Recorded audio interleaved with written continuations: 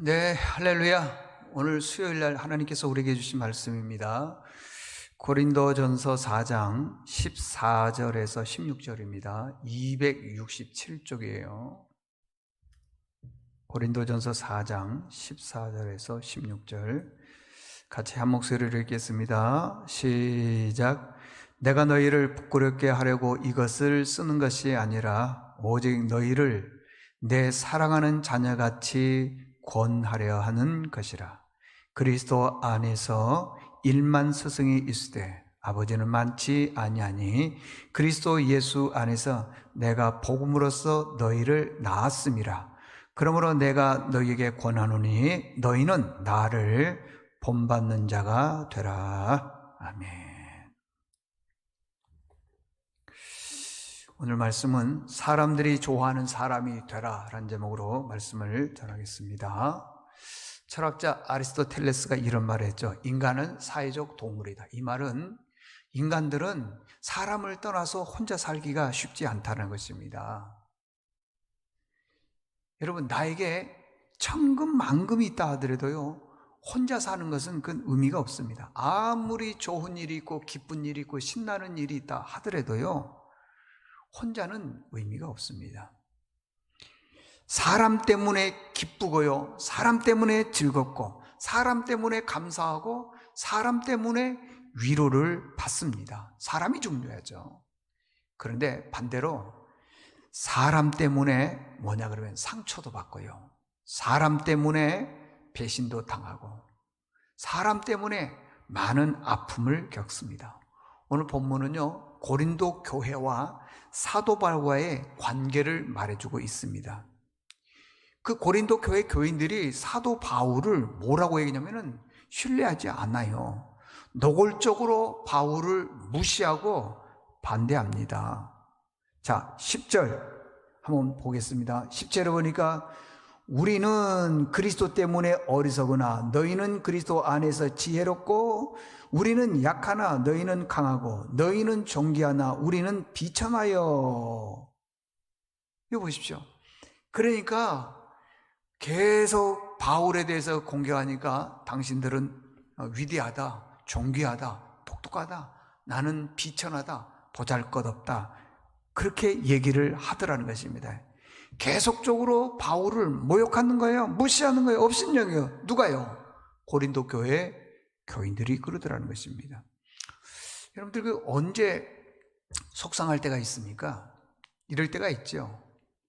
우리 부모님이 밖에 나가서 세상 사람들로부터 아주 무시당하거나 업신여김을 당하거나 또 모욕을 당하는 것을 자녀들이 이렇게 봤습니다. 그 얼마나 참 속상하겠습니까? 그런데 고린도 교회 교인들이요, 바울을 이렇게 대하더라는 것입니다. 그럴 때 바울이 뭐라고 그러냐면, 내가 박해를 받고 무시받고 업신여김을 당하고 모욕을 받고 비방을 받고, 또 성경에 보니까 만물의 쓰레기같이 여김을 당한 적이 있다. 그러면은 내가 그런 무시를 당하고 업신여김을 당하고 쓰레기처럼 그렇게 무시를 당했다, 업신여김을 당했다 그러면은 우리는 그 다음에 어떻게 해야 되죠? 똑같은 걸로 갚아줘야 될 거 아니겠어요? 공격해야 되는데 바울은 그러지 않았습니다. 나는 너희를 축복했다. 너희들이 나를 박해했지만 나는 참았다. 너희들이 나를 비방했지만 너희를 나는 권면했다. 자, 12절과 13절을 한번 보도록 하겠습니다. 또 수고하며 친히 손으로 이 일을 하며 모욕을 당한 즉 축복하고, 박해를 받은 즉 참고, 비방을 받은 즉 권면하니 우리가 지금까지 세상의 더러운 것과 만물의 찌꺼기 같이 되었도다.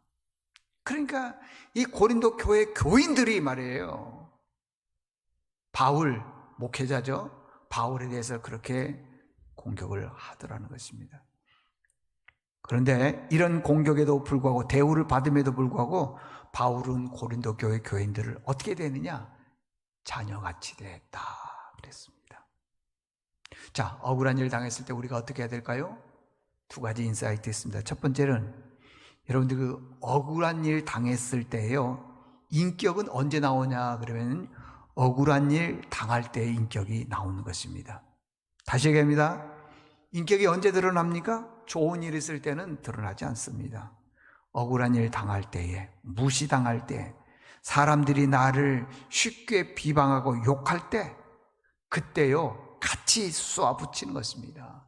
그때 그 사람의 인격이라는 것입니다. 근데 바울은 어떻게 했죠? 칭찬했다, 높여줬다, 관대하게 대어줬다. 근데 이게요 어려워요. 왜 그러냐? 사람들을 칭찬하고 높여주고 관대하게 대하는 그것이 뭐냐 그러면은 인격, person, 인격이라고 하는 것입니다. 고린도 교인들이 바울을 많이 무시했습니다. 쓰레기 같다 그랬습니다. 그런데 이때가 바울의 인격이 드러날 때더라는 것입니다. 자기를 비방하고 원망하고 저주하는 사람들에 대해서 원망하지 않았습니다. 비방하지 않았습니다. 다시 말씀드립니다. 오히려 그들에 대해서 자녀같이 여겼다. 여러분들 그 관계가 좋으면요 그 사람과 전화도 자주 합니다. 만남도 자주 만나고요 식사도 하고 커피도 자주 합니다. 그러다가 어떤 일로 인해서 관계가 탁 깨졌어요. 그러면 그 다음부터 전화도 안 받고요 만나지도 않고 그 사람에 대해서 안 좋은 말들을 많이 퍼뜨리는 그런 경우가 있습니다. 그러면 안 돼요. 그게 뭐냐 그러면 그 사람의 인격이라고 하는 것입니다. 여러분들 제가 23년 동안 목회하면서 저희 교회에서 목회하면서 느끼는 겁니다. 저희 교회 교인들이 저에게 너무너무 잘해줍니다. 그리고 굉장히 순종적입니다. 참 교인들이 기쁨으로 신앙생활하고 감사함으로 신앙생활하는 것에 대해서 정말 제가 몸둘 바를 모릅니다. 대한민국 굉장히 많은 목사님들 중에요 저만큼 사랑을 많이 받고 목회하는 목사님들이 별로 없습니다. 거의 없어요. 제가 최고 사랑을 많이 받는 목사입니다. 그러나 이건요 어디까지나 교인과 목회자가 아무 문제가 없었을 때입니다. 이렇게 좋은 관계가 있다가 어느 날 갑자기요 어려운 문제가 딱 오게 되면은 목회자를 비방하고 험담하고 그러면은요 그 전에 목회자를 사랑했던 그 사랑은 진짜가 아닐 가능성이 있다고 하는 것입니다. 왜 그렇죠? 아까 바울이 그렇죠. 그들이 자기에 대해서 비방했지만은 나는 참고 견디었다. 그리고 그들을 자녀같이 대했다 그랬습니다. 롯데그룹 부회장까지 지냈던 어느 분이 계십니다. 이분은 어느 교회에 장로님까지 하셨던 분이고 그 교회가 건축을 할 때 정말 몇십 년 전입니다. 그때 당시 100억 이상을 헌금을 했어요. 어마어마하게 했죠. 주변 사람들이 그분에 대해서 다 존경합니다. 장로님은 진짜 장로님입니다. 그런데 2016년도에 롯데가 어떤 일을 당했는지는 모르지만은 검찰 조사를 받게 됐습니다. 너무 코너에 몰렸습니다. 그리고 이 장로님이 2016년 8월 26일 날 검찰 소환 통보를 받고 이분이 운명을 달리했습니다. 유서에 보니까 이렇게 썼더라는 거예요. 신동빈 부회장님은 정말 좋은 분입니다. 아주 훌륭한 분입니다. 여러분들 어떻게 보면은 이 신격호 회장이나 신동빈 회장님 때문에 온 고난이 아니겠습니까? 그런데 그분이 정말 좋은 분이라는 거예요. 훌륭한 분이라는 것입니다. 여러분 진짜 좋은 사람은요 어떤 사람인 줄 아세요? 좋을 때 말고 내가 어려운 일 당할 때 변함없는 친구, 변함없는 관계가 되어준 사람이 진짜 좋은 사람입니다. 그러나 대부분의 사람들은요 실패하거나 어려움이 오면은 관계를 끊어버리거나 떠나버립니다. 왜 그렇죠? 그게 그 사람의 인격이기 때문에 그렇습니다.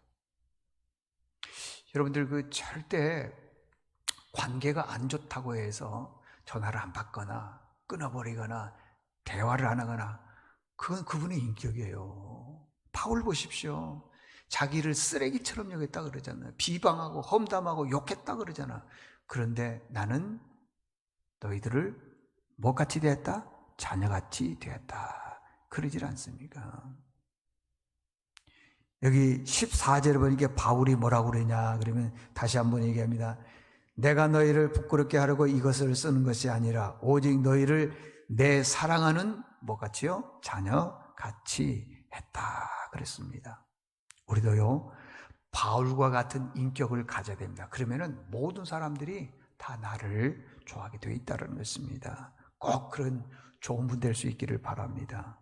두 번째는요, 여기 말씀을 통해서요, 스승보다는 아버지가 되어야 됩니다. 자, 15절에 보니까 이런 말씀이 있습니다. 15절. 그리스도 안에서 1만 스승이 있으되 아비는 많지 아니하니. 그랬어요. 1만 스승이라고 하는 것은 굉장히 스승이 많다, 그런 뜻입니다. 여러분, 스승과 아버지의 차이점이 뭐냐면요, 스승은 눈에 봤을 때 잘못한 것만 보이는 거예요. 그래서 잘못한 것만 자꾸만 지적하는 거예요. 책망하는 거예요. 스승은요, 자꾸만 바른 길로 학생들을 인도한다 그러지만은 그 스승은 자꾸만 지적하는 거예요. 눈에 보이니까. 그러나 아버지 눈은요, 그렇지 않습니다. 자식이 잘못해도요, 뭐라고 얘기를 하냐 그러면은 너 왜 그렇게 해? 그게 아니라 이 애비가 잘못해서 그렇다, 미안하다, 그렇게 얘기하는 거예요. 자녀가 낙심해 있거나 좌절해 있으면요, 힘과 용기를 북돋아주는 그분이 아버지라고 하는 것입니다. 아버지라고 하는 거예요, 여러분들. 그리고 자녀들에게 살아갈 이유를 주는 것입니다. 아버지의 특징은요, 자녀가 잘못하면은요, 애비가 잘못 가르쳐서 그렇게 됐다고 책임을 애비에게 돌리는 것입니다. 만약에 자녀가 잘했다 그러면은요, 애비가 해준 것도 없는데 제가 저렇게 혼자 고생해서 저렇게 성공을 했다고 미안하다고 영광을 아들에게 돌립니다. 그게요, 애비입니다. 스승은요, 잘못한 것만 지적합니다. 책망합니다. 우리 주변에 보면 스승 같은 분, 1만 스승이라 그랬으니까 그런 분들이 많았습니다. 누구는 어떻고 누구는 어떻고 누구는 잘못했고. 근데 실질적으로 교회 안에서요, 아비 같은 분이 그렇게 많지 않더라는 것입니다.